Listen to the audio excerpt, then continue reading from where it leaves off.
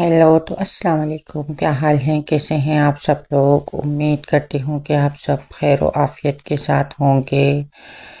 जैसा कि आप इन लोगों को देख रहे हैं, ये बहुत खुश हैं, नाच रहे हैं, गा रहे हैं, खा रहे हैं, पी रहे हैं, इंजॉय कर रहे हैं अपनी ज़िंदगी को।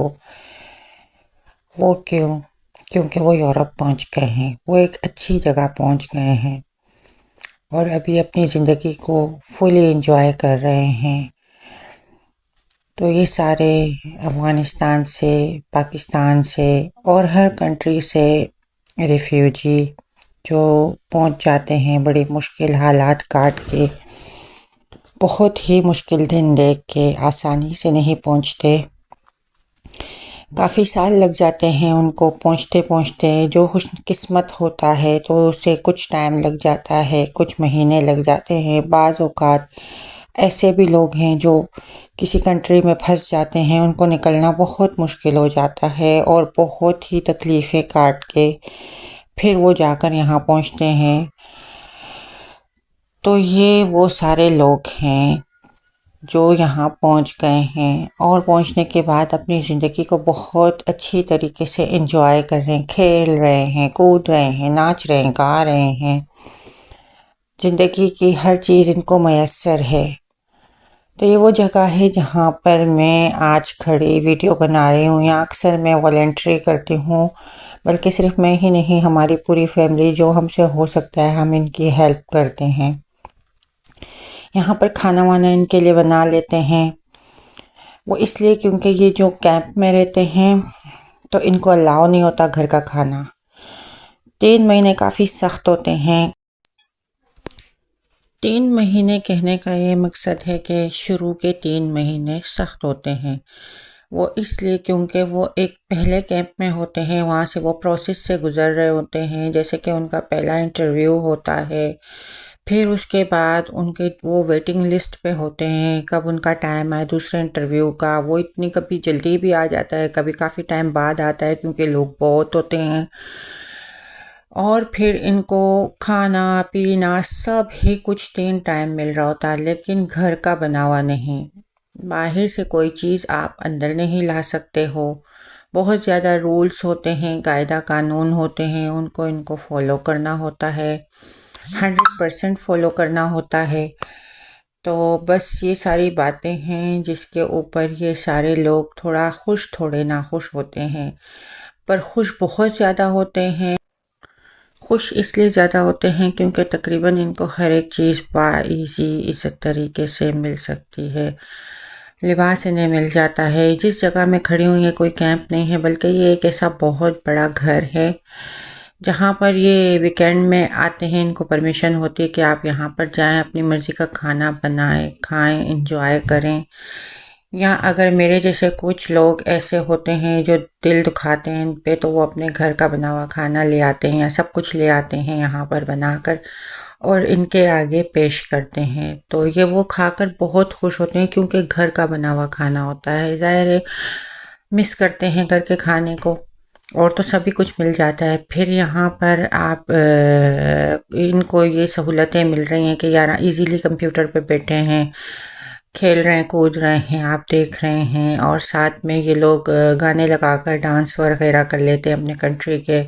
और वो पीछे आपको नज़र आ रहा होगा कि कुछ जैकेट्स कपड़े वगैरह फ्री में लटके हुए हैं। इस तरह नीचे एक रूम है जहाँ सारी ही चीज़ें इनको मिल जाती है। आप जब जाएं वहाँ से कपड़े ले सकते हैं, पहन सकते हैं, चेंज कर सकते हैं, अपने साथ लेके जा सकते हैं। हालांकि ये कपड़े सेकेंड हैंड होते हैं लेकिन फटे पुराने नहीं होते, बिल्कुल साफ़ सुथरे नए। बैग्स होते हैं, हर एक चीज़ होती है, हर एक चीज़ होती है जो आपको फ्री में। बर्तन होते हैं, जैसे कि ये लोग जब कैंप से ट्रांसफ़र हो रहे होते हैं तो ये पहले से बता देते हैं हमें कि हम ट्रांसफ़र हो रहे हैं, हमें कोई बैग चाहिए। बैग यानी कि जो जैसे हैंड कैरी हो या बड़ा सा बैग हो, सूटकेस हो वगैरह, तो फिर हम वो प्रोवाइड करते हैं इन्हें।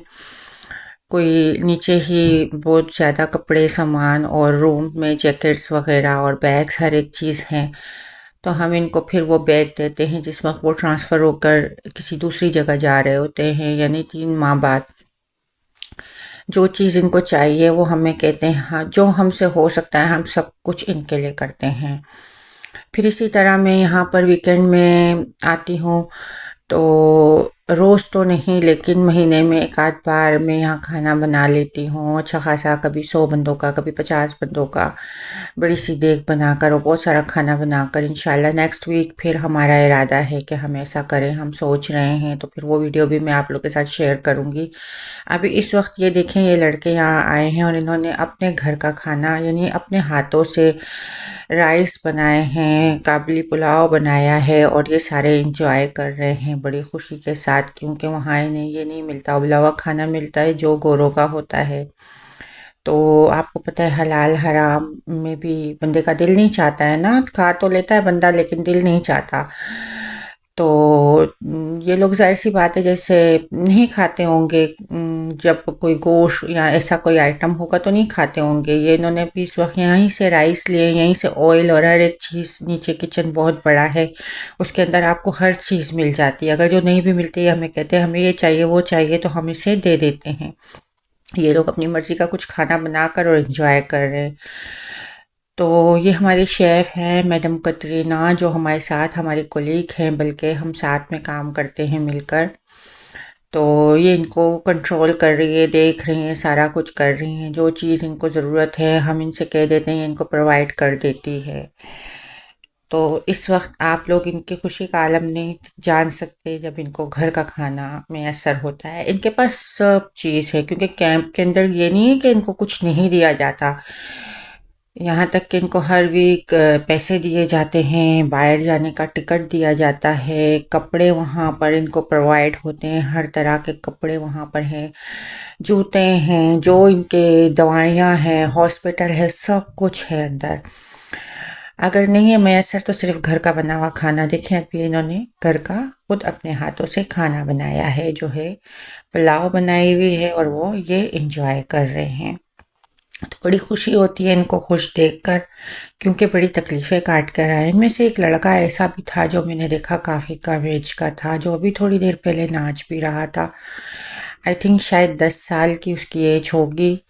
जब मैंने उससे बात की तो मुझे कह रहा था कि मैं तो बड़ी मुश्किल से आया, मैं हैरान हो रही थी। मैंने कहा आप तो बहुत छोटे हैं, आप किस तरह आ गए यहाँ पर?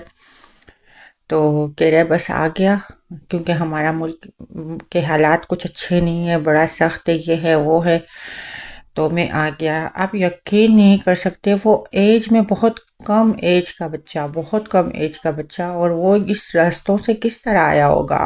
उसने अपनी बताई बातें मुझे कि मैं बहुत ही मुश्किलें काट कर आया हूँ। आप यकीन करें, जब इतना छोटा बच्चा ये सामने बैठा हुआ है, शायद ये है या शायद कोई और नहीं, ये नहीं है, वो दूसरा था जो नाच रहा था, तो उसे आते ही इन्होंने डायरेक्ट परमिट दे दिया, यानी कि जो परमिट पे होता है वो दे दिया, क्योंकि उन्होंने देखा कि इतना छोटा बच्चा आया है तो जाहिर है वो उसने अपनी तकलीफ़ें, कोई मजबूरियां, कोई वो सब कुछ बताया होगा, तो उनको दे दिया। वो कल उन्होंने कहा मैं यहाँ से ट्रांसफ़र हो जाऊँगा और मुझे ज़्यूरिख भेज रहे हैं, तो एक बहुत अच्छी बात है, बहुत खुशी हुई।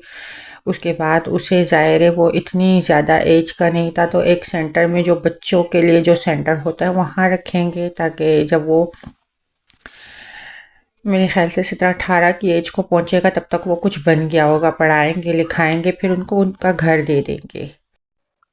तो बस दुआ है अल्लाह पाक से कि अल्लाह पाक किसी को भी मुश्किलों में ना डाले, आसानियाँ करें इन पर भी, हम पर भी, और कुल जहान के मोमिन मुसलमानों पे जो ख़ास तौर पे मुसाफरत में मुश्किलें काट रहे हैं उन पर, क्योंकि वो भी किसी माँ के लाल हैं, अपनी परेशानियाँ काट कर और इतनी मुश्किलों से पहुँचे हैं। बस अल्लाह पाक करे कि इनको यहाँ के पेपर मिल जाएं और ये अपनी अच्छी सी लाइफ गुजारे। वैसे लाइफ यहाँ बहुत अच्छी है, बहुत सेफ है, लेकिन ये है कि फिर किस्मतों का कुछ पता नहीं चलता। तो हमारी सबके लिए दुआएं हैं और नेक तमन्नाएं हैं, अपनी ज़िंदगियों को अच्छे से एंजॉय करें।